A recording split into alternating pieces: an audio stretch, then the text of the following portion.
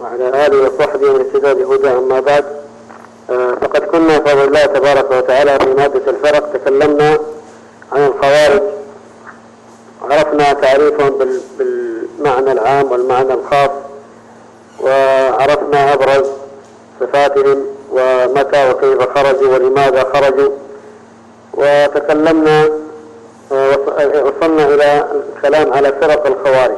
الخوارج لهم فرق كثيرة، من أشهرها فرقة الأزارقة، وهم كما ذكرنا فرق كثيرة، ولا غرابة كونهم ضلوا أصلا عن الصراط المستقيم، فلا غرابة بعد ذلك أن يسهل على الشيطان إغواءهم وإدخالهم في طرق أخرى كثيرة، لأنهم اتبعوا السبل ولم يتبعوا السبيل المستقيم، وإنما اتبعوا السبل ودخلوا في طرق كثيرة زاغوا فيها، ولذلك تفرق الخوارج إلى فرق كثيرة جدا.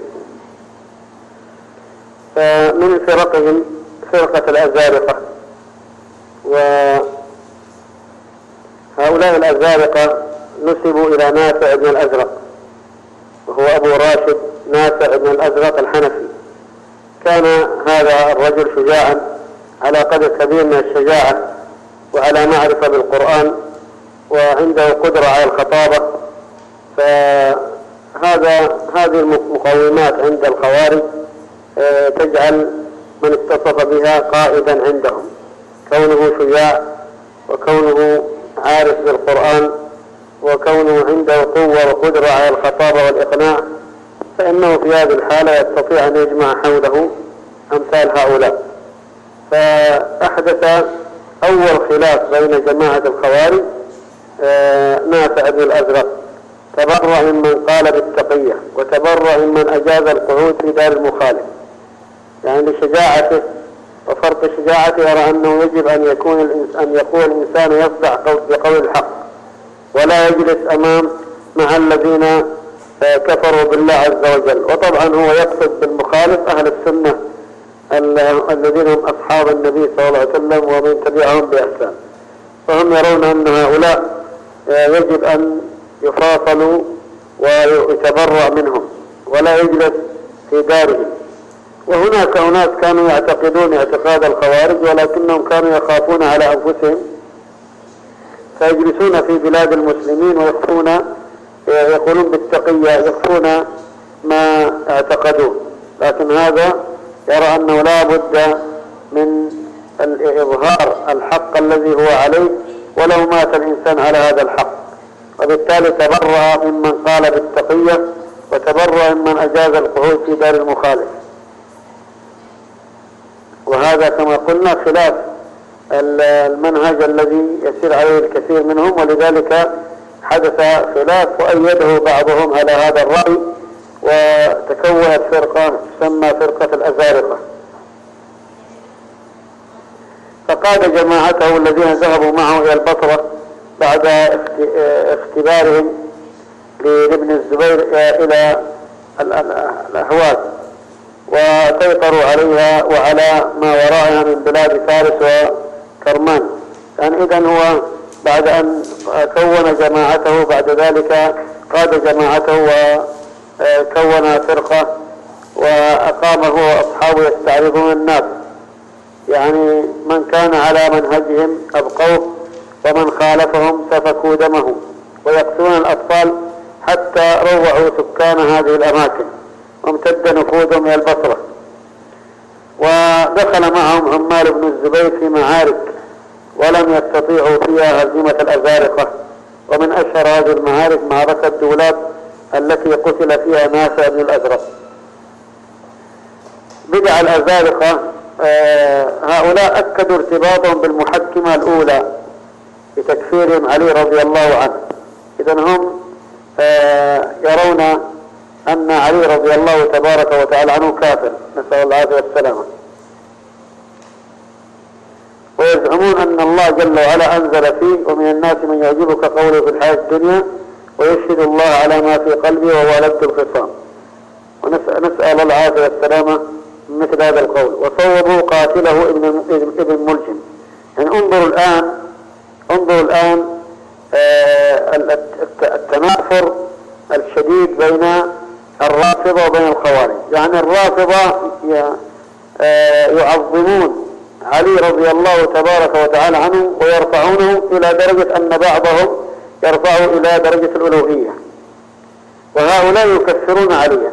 يعني انظروا، الشيطان لا يضرهم ولا يبالي أن يعبد بإفراط أو بتفريط، لا إشكال، كلهم على منهج إبليس والعياذ بالله، سواء غلوا في علي أو كفروا علي، المهم أن يكونوا خلاف الطريق المستقيم وأبعد عنه. وبالتالي لا يبالي الشيطان هل أطاعه الناس بإفراط أو أطاعوه بتفريط، لا إشكال، كفروا علي أو رفعوه إلى درجة الألوهية، لا إشكال، المهم أن يخرجوا عن الصواب فيه. ما هو الصواب فيه؟ أنه صحابي من أصحاب النبي عليه الصلاة والسلام ومن الخلفاء الراشدين ومن المبشرين بالجنة، فليس هو إله ولا يعلم الغيب ولا هو والعياذ بالله كافر، فلاحظوا والعياذ بالله، انظروا ماذا حصل من هؤلاء. وهؤلاء الخوارج الأزارقة صوبوا قاتله ابن ملجم، يرون أن ابن ملجم هذا على خير وصلاح وتقى، وأن ما فعله يؤجر عليه ويثاب، ووصفوه بأنه من الذين باعوا أنفسهم لله تبارك وتعالى، ومن الناس من يشري نفسه ابتغاء مرضات الله. هذا زعموا أن عبد الرحمن بن ملجم قاتل علي رضي الله تبارك وتعالى عنه أنه من هؤلاء. يعتقد أيضا الأزارقة أن مرتكب الكبيرة كافر، كفر مخرج من الملة، وأنه خالد مخلد في نار جهنم. يعني من أكل الربا، من عق والديه، من شرب الخمر، من زنى، من سرق، كل هؤلاء كفار. ويعتقدون أيضا أن مخالفهم في الرأي مشرك، وألحقوا بهم في الشرك أطفالهم، يعني إذن لا يفرقون بين البالغ وغيره، ويرون أن جميع هؤلاء يخلدون في جهنم، وبالتالي ما دام يخلدون في جهنم وأنهم كفار فيحل قتلهم وقتالهم. وعلى ذلك هذا الذي يبرر لماذا هم يقتلون الأطفال والكبار والصغار، لماذا يفعلون ذلك؟ بسبب أنهم يحكمون على الأطفال بالكفر والخلود في نار جهنم. انظروا والعياذ بالله كيف يكون الضال. حفظ القرآن مجرد حفظ ليس معناه، والبلاغة والفصاحة لا تدل على الحق، فربما يكون إنسان حافظ القرآن ويكون بليغ فصيح، ومع ذلك والعياذ بالله لا يكون في ضلال مبين كنافع من الأزرق هنا. كذلك يعتقدون أن دار مخالفين دار حرب، يستباح منها ما يستباح في دار الحرب من قتل الأطفال والنساء وسلب الذواري وغنيمة الأموال، وأن من خالفهم لا يحفظ له عقد ولا تؤدى له أمانة. لا شك أن هذا خطر كبير، هؤلاء خطر شديد على الإسلام والمسلمين. ثم من بدعهم أيضا أن من أقام في دار الكفر وقعد عن اللحاق بهم وإن كان على رأيهم اعتبروه مشركا، يعني إذا لا يقبلون من أحد إلا أن يأتي إليهم، يعني ما بقي على الحق في نظرهم إلا هم فقط، كل من كان نافع بن الأزرق ومن معهم على الحق فقط، والبقية كلهم كفار. إسقاط أيضا من عقائد إسقاط حد الرجم عن الزاني المحصن، لأنه لم يرد في القرآن نص عليه. وكذلك إسقاط حد القذف عن من قذف المحصن من الرجال، مع وجوبه على من قذف المحصنات من النساء، لأنه لم يرد في القرآن.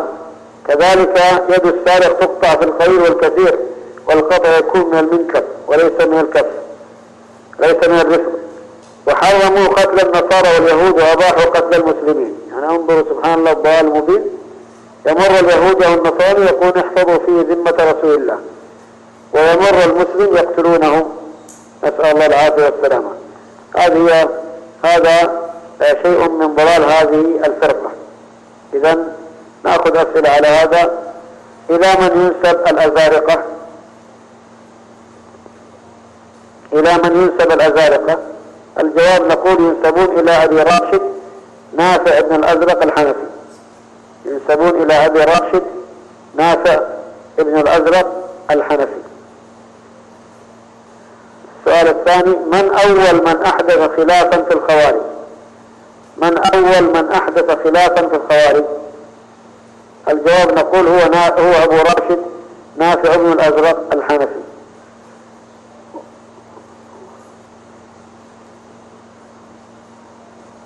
السؤال الذي يليه: اذكري 3 من بدع الأزارقة. اذكري 3 من بدع الأزارقة. الجواب نقول عندكم المؤلف ذكر في المذكرة عندكم 9 بدع، اذكروا 3 منها، احصوا 3 منها واذكريها. ننتقل إلى الكلام على النجدات. هذه فرقة أيضا من فرق الخوارج، النجدات، نسبة إلى نجدة بن عامر، نسبة إلى نجدة بن عامر. كان هذا باليمامة وأراد اللحاق بنافع، وهذا نجدة كان رجل شجاع أيضا، فشجاعته دفعته إلى أن يرى رأي نافع بن الأزرق وتحرك يريد اللحاق به. فعندما قابله من أطلعه بما أحدث نافع من آراء عن استباحة قتل أطفال مخالفيه وحكمه على القاعدة بالشرك، رجع إلى اليمامة وأعلن انفصاله عن نافع وتبرأ منه وأنشأ فرقة النجدان وأصبح أميرا عليهم. فإذا هذا نجد بن عامر أراد أن يتبع نافع بن الأزرق، ولكنه لما علم أنه غلا إلى درجة أنه يقتل الأطفال وأنه كل من لم يلحقه فإنه كافر، هذا الأمر لم يعجب نجدة بن عامر، ولذلك كون طائفة أخرى. إذا من هذا نفهم أن النجدات ينكرون على الأزارقة أنهم يكفرون القاعدة ممن لم يهاجر إليهم، وأنهم كذلك يستبيحون قتل الأطفال. هذا أمر أنكره النجدات على الأزارقة. وأما بدع النجدات فذهبوا إلى أن الدين أمرين، إلى أن الدين يشتمل على أمرين: معرفة الله تعالى ومعرفة رسله، وتحريم دماء المسلمين، ويقصدون به من يوافقهم في المذهب، والإقرار بما جاء من عند الله جملة، وهذا واجب على الجميع معرفته ولا عذر في الجهل به. إذن معرفة الله، معرفة رسله، تحريم دماء المسلمين يعني دماء الخوارج الذين يوافقونهم في المذهب، والإقرار بما جاء من عند الله جملة، هذا واجب لا يسع أحد الجهل به. الأمر الثاني: ما سوى ذلك فالناس معذورون فيه إلى أن تقوم الحجة في الحلال والحرام. ما سوى ذلك، ما سوى هذه الأمور التي ذكرت في المسألة الأولى، في الأمر الأول، فإن الناس يعذرون فيه بالجهل عندهم إلى أن تقوم الحجة عليهم. فبالتالي إذا النجدات تبنوا مبدأ العذر بالجهل، ولذلك يعني يسمون عاذرية لأنهم يعذرون الآخرين.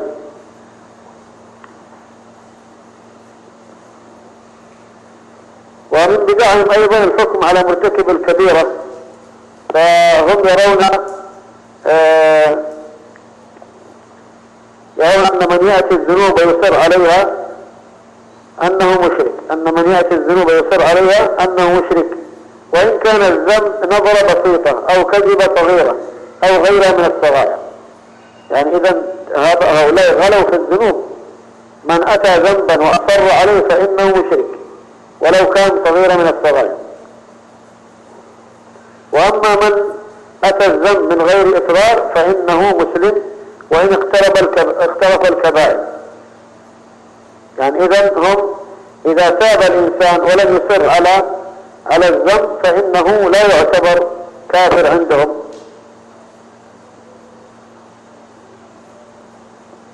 ولكنه إذا أصر على ذنب ولو كان صغيرا فإنه مشرك. وأسقطوا حد الخمر وقالوا بعدم وجوب الإمامة. هذه البداية. نأخذ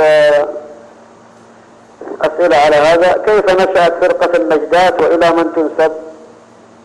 كيف نشأت فرقة النجدات وإلى من تنسب؟ الجواب نقول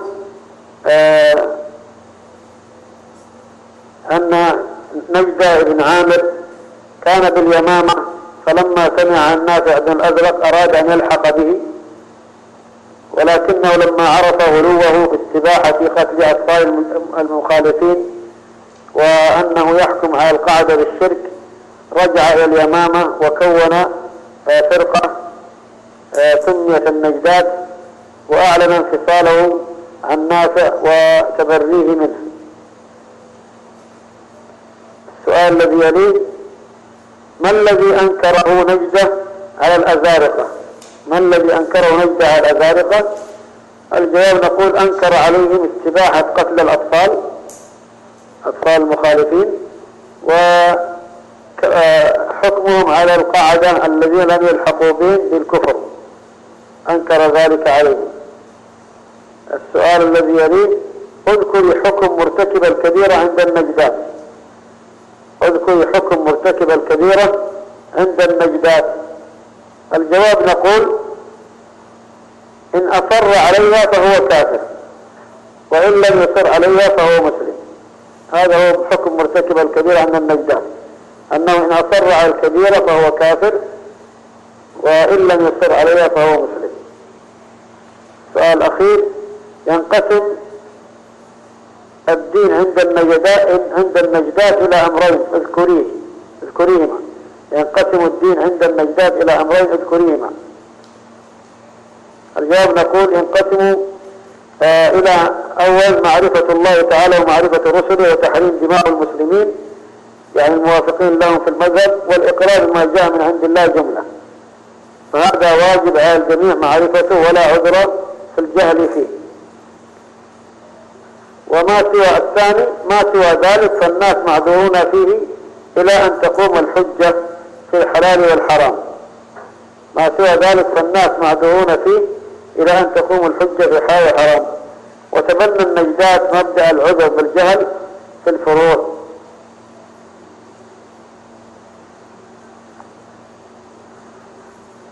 ننتقل بعد ذلك إلى الصفرية.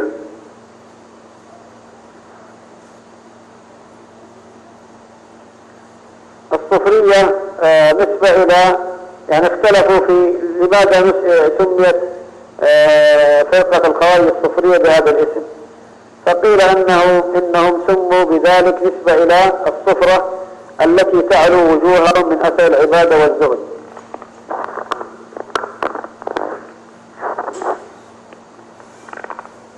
فكونه تعلو وجوههم صفرة من أثر العبادة والزهد سموا الصفرية.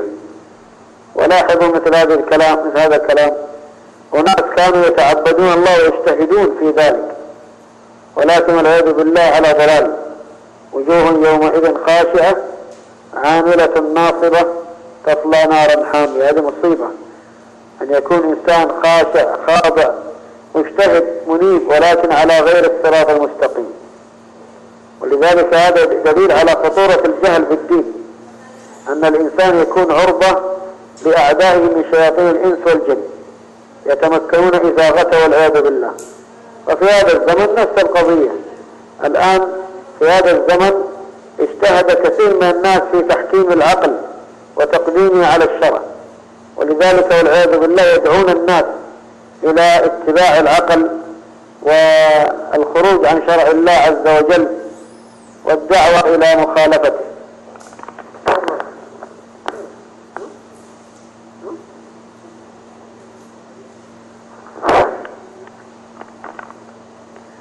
فهذه هي لماذا سموا الصفرية. فيجب الحذر كما قلنا من مخالفة الشرع. قيل أنه سموا صفرية نسبة إلى رجل، واختلفوا في هذا الرجل من هو. فقيل هو زياد بن الأصفر، وقيل هو النعمان بن صفر، وقيل معلب بن أبي صفرة، وقيل عبد الله بن صفار. إذن الصفرية لماذا سميت الصفرية بذلك؟ كما قلنا، إما أنه نسبة للصفر التي تعلو وجوههم، وإما نسبة إلى رجل معين. قيل هو زياد بن الأصفر، وقيل النعمان بن الأصفر ابن صفر، وقيل المهلب بن أبي صفرة، وقيل عبد الله بن صفار. أما الصفرية فمن بدعهم أن القاعدة ومرتكب الكبيرة لا يكفرون ما داموا موافقين لهم في الدين والاعتقاد.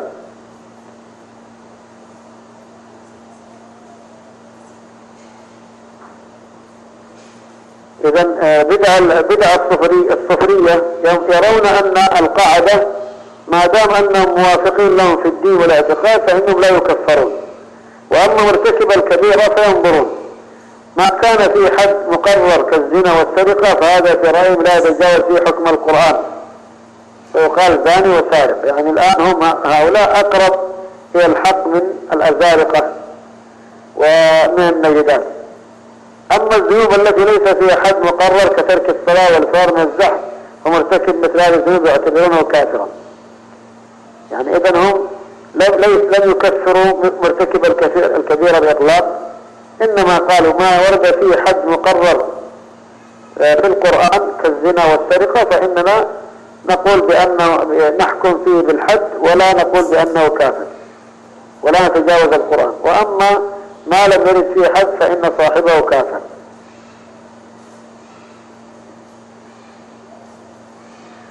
الصفرية أخف من الأزارقة من جهة أنهم يرون أن دار مخالفهم ليست دار حرب، أن مخالفين ليست دارهم دار حرب، ولا يحكمون بقتل الأطفال وتكفيرهم ولا بخلودهم في النار. كذلك تولوا المحكمة الأولى كعبد الله بن وهب الراسبي وحرقوس بن زهير، إذن هم يعني أخف من الأزارقة من اعتقادهم أنهم لم يسقطوا عقوبة الرجم كما فعل الأزارقة، وأجازوا التقية ولكن في القول دون العمل. أجازوا التقية في القول دون العمل. هذه يعني الصفرية كانوا أقل وأخف من الأزارقة، ولكن كلهم على بدع وضلال. سؤال على هذا: لماذا سميت فرقة الصفرية بذلك؟ لماذا سميت فرقة الصفرية بذلك؟ الجواب نقول سموا بذلك نسبة للصفرة التي تعلو وجوههم من أثر العبادة والزهد، أو نسبة إلى رجل بعينه واختلف فيه هل هو زياد بن الأصفر أو النعمان بن صفر أو المهلب بن أبي صفرة أو عبد الله بن صفار. السؤال الذي يليه: ما هو مذهب الصفرية في مرتكب الكبيرة؟ ما هو مذهب الصفرية في مرتكب الكبيرة؟ نقول جواب: الصفرية يرون أن من ارتكب كبيرة فيها حد مقرر في القرآن فإنه لا يتجاوز فيه حكم القرآن، كالسارق والزاني ويقال سارق وزاني. وأما الذنوب الكبيرة التي لم يرد فيها حد مقرر في القرآن كترك الصلاة والفرار من الزحف فإن هذا يكفر صاحبه. السؤال الذي يليه: هل يعمل الصفرية بمبدأ التقية؟ هل يعمل الصفرية بمبدأ التقية؟ الجواب نقول أجازوا العمل به، أجازوا العمل بمبدأ التقية في القول دون الفعل، في القول دون العمل.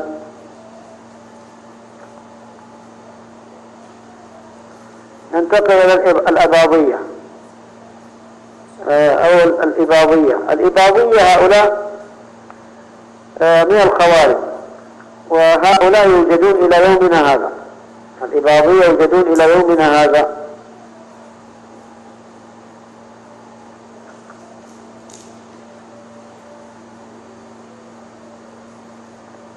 صار تسمتهم بالإباضية نسبة إلى عبد الله بن أباض فيسموا أباضية، نسبة إلى عبد الله بن أباض سموا أباضية نسبة إلى عبد الله بن أباض. هذا عبد الله بن أباض انفصل عن الأزارقة لأنه يرى أنه لا يحل من المخالفين إلا دماءهم فقط دون أموالهم، وأنهم كفار لكن كفر نعمة، وأنه تجوز مناكحتهم وإرثهم ومعايشتهم والإقامة بينهم. إذن هو كان من الأزارقة ولكنه خالفهم في بعض الأمور فاستقل وكون مجموعة نسبت إليه سميت أباضية. ويسمون كذلك القاعدة لأنهم قعدوا عن الخروج مع ناسا. ويسمون الوهبية نسبة إلى عبد الله بن وهب الراسبي لكونهم يتولون المحكمة الأوائل الذين كانوا بقيادته.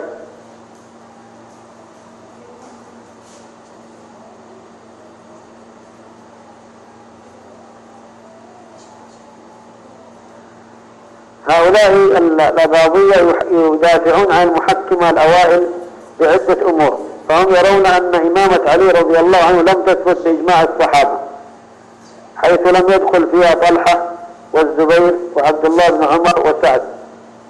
هم يرون أن خروج الخوارج على علي ليس هو خروج على إمام يعني اتفق على إمامته، فقالوا بأن علي رضي الله عنه أصلا لم تثبت إمامته بإجماع الصحابة، لأن طلحة والزبير وعبد الله بن عمر وسعد رضي الله عنهم لم يدخلوا معه.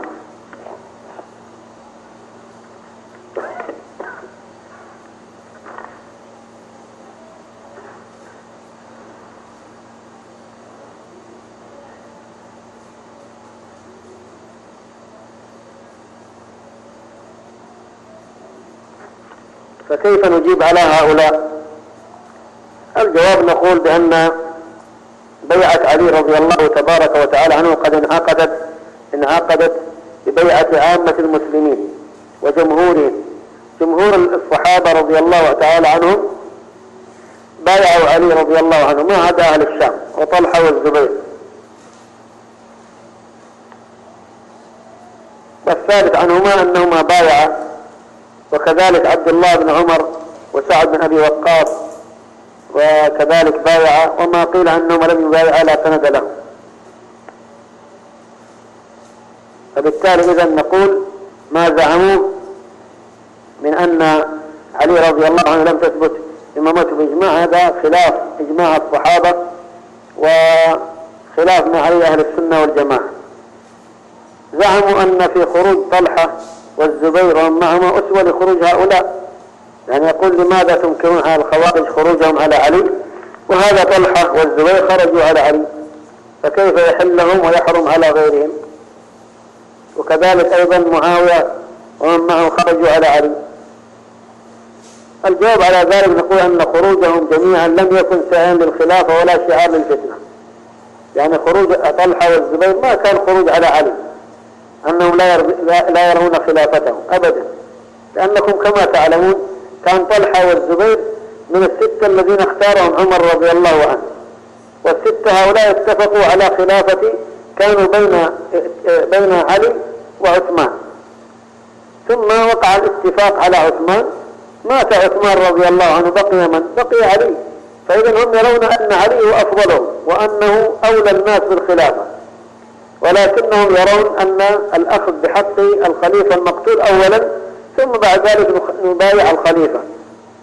إذن هم ما أنكروا عليه خلافتهم، وإنما يرون أن من حيث الأولويات أننا نأخذ بحق الخليفة المقتول أولا، ولا كفروا عليه كذلك كما فعل الخوارج أبدا، ولا خرجوا يعني بجماعة مستقلة حاربوا المسلمين، ما حصل هذا من طلحة ولا من الزبير ولا من معاوية رضي الله عنه. وإذا كان هذا اجتهاد من الصحابة اجتهدوه، ولما تبين لطلحة والزبير خطأهم في ذلك رجعوا عنه، وأما معاوية رضي الله عنه فلم يتبين له أنه أخطأ في هذا. ولكن كما قلنا فرق بينه وبين الخوارج، كان خروج الخوارج بضلال بغير اجتهاد عن جهل، ثم كفروا علي كفروا معاوية ومن شايعهم، ومخالفاتهم كثير كما ذكرنا. كان فرق بين هؤلاء وهؤلاء. كذلك زعموا أن عليا أعطى الحكمين العهد والميثاق على قبول ما يحكمان به، وقد حكم بخلعه فلمن خرج عليه العذر، هكذا زعموا.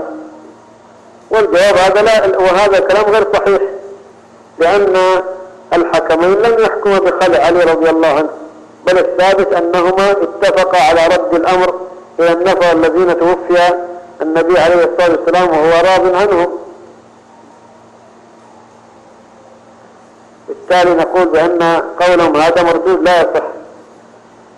كذلك أيضا زعموا أنه قبل التحكيم مكرها خوفا على نفسه، فعليه فقد سقطت إمامته لضعفه.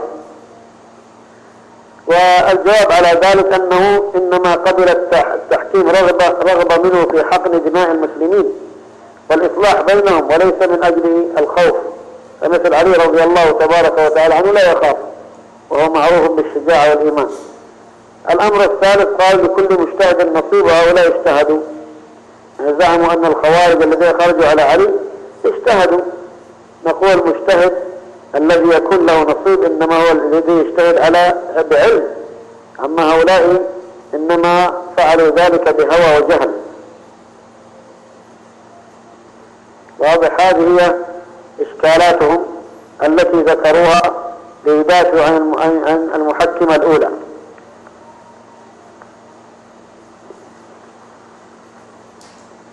أما أين أماكن الأباضية قديما وحديثا؟ فقديما كانوا في البصرة، ثم انتشروا في الجزيرة وشمال إفريقيا،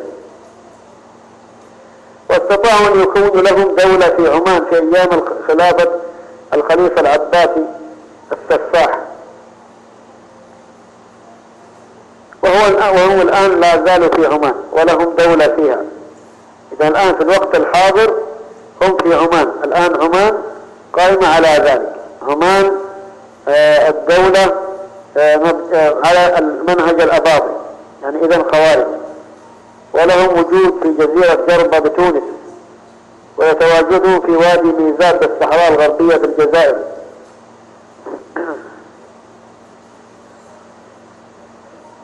ومن علمائهم المعاصرين مفتي عمان الخليلي، وكذلك سالم بن محمود السماعيلي والسيادي، وله رسالة في الرد على الشيخ بن باز في فتوى حكم الصلاة خلف من ينفي الرؤيا في الآخرة. ومن كتبهم مسند الربيع بن حبيب، وهو أصح كتاب عندهم بعد كتاب الله عز وجل، ومؤلفه الربيع ابن حبيب البصري.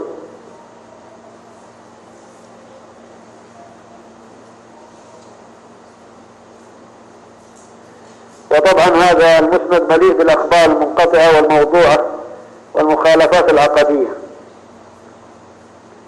وكذلك من كتبهم بداية الإمداد على غاية المراد لسليمان الكندي الأباضي، وفيه أول ميزان الصراط بالعدل. هذه من كتب الأباضية. وأما عقائدهم ففي الأسماء والصفات هم معتزلة، في هذا الباب هم معتزلة يعطلون الصفات وينسبون ذلك للصحابة. ومن أقوال الأباضية أن الله في كل مكان، وقد مر معنا في العقيدة الواسطية خطأ هذا القول. وينفون الرؤية، وسنتكلم عن هذا إن شاء الله في الواسطية. يعني ينفون أن الله يرى، يرون أن الله لا يرى لا في الدنيا ولا في الآخرة. وينفون اليد ويتأولون بالقدرة، وينفون الاستواء على العرش، وينفون العين والنفس. هذه الاسماء والصفات. وفي القرآن أباضية المغرب معتزلة يقولون بخلق القرآن، وأباضية عمان يقولون القرآن غير مخلوق، لكن على رأي الأشاعرة يقولون بأنه كلام نفسي. إذن أباضية عمان يقولون بأن القرآن غير مخلوق ولكنه كلام نفسي. لكن معاصرهم الخليلي نصر قول الجهمية وقال بخلق القرآن. ومنهم أناس توقفوا في القرآن لم يقولوا بأنه مخلوق ولا غير مخلوق، سكتوا عن ذلك. وفي الرؤية ينكرون رؤية الله كما مر معنا. وأما الإيمان عندهم فهو قول وعمل، ولكنه لا يزيد ولا ينقص. ومرتكب الكبيرة عندهم في الدنيا كافر كفر نعمة، إذا لا يخرجون من الملة لا في الدنيا، لكنه في الآخرة خالد مخلد في النار. إذا الأباضية الذين في عمان الآن يرون أن الكافر، أن مرتكب الكبيرة في الدنيا كافر كفر نعمة، ولكن في الآخرة وخالد مخلد في نار جهنم. الشفاعة عندهم لا تنال أصحاب الكبائر. والصحابة بالنسبة للصحابة فإنهم يطعنون في عثمان وفي علي وفي عمرو وفي معاوية وطلحة والزبير وأصحاب الجمل. وأما الأئمة والخروج على الأئمة فهم يقدحون في إمامة عثمان وعلي، ويؤيدون خروج أسلافهم وأهل النهروان، ويرون أن الإمام إذا ارتكب كبيرة حل دمه وجاز الخروج عليه. طبعا عقيدة أهل السنة والجماعة أن الإمام إذا ارتكب كبيرة فسق فإنه لا يجوز الخروج عليه، لا يجوز الخروج عليه إلا إذا ارتكب كفرا.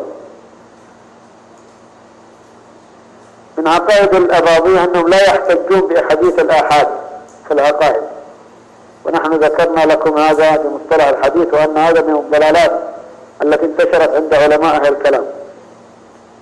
وأما بالنسبة للسنة فهم يعطون أغلب السنة النبوية احتجاجا بحديث جاء في مسند الربيع بن حبيب: إنكم ستختلفون من بعدي، فما جاءكم عني فعرضوه على كتاب الله، فما وافقه فعني وما خالفه فليس عني. فإذا هم يعطون أغلب السنة النبوية عن النبي صلى الله عليه وسلم. أما الميزان والصراط يوم القيامة فهم يؤولون بالعدل، ما في موازين، يرون أنه ليس هناك ميزان وليس هناك صراط، وإنما المقصود بذلك العدل. وأما التقية فعندهم أنها حجة، فأنها يعمل بها عند الحاجة، فهم يكتمون أحكامهم القاسية تجاه الآخرين المخالفين.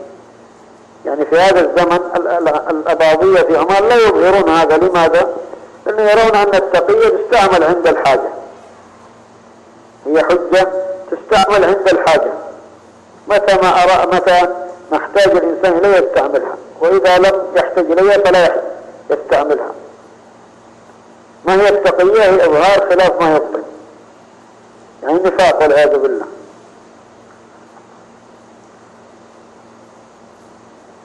وأما من ناحية الفقه فهم ينكرون جواز المسح على الخفين، ويرون أن الركعتين الأوليين من الظهر والعصر يقرأ فيهما الفاتحة فقط، ويرون عدم جواز رفع الأيدي عند التكبير وتحريك السبابة عند التشهد، ويرون عدم الجهر بكلمة آمين. وإذا زنى رجل بامرأة فإنه تحرم المزني بها على الزاني. وطبعا لا يعنينا خلافهم في الفروع، وهم يخالفون في الأصول، وهذه أشد.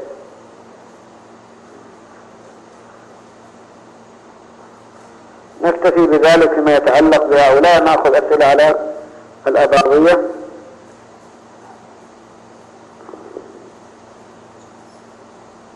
أو نترك هذا إلى الدرس القادم لأن الأسئلة طويلة، فتذكروني في الدرس القادم إن شاء الله نعطيكم الأسئلة على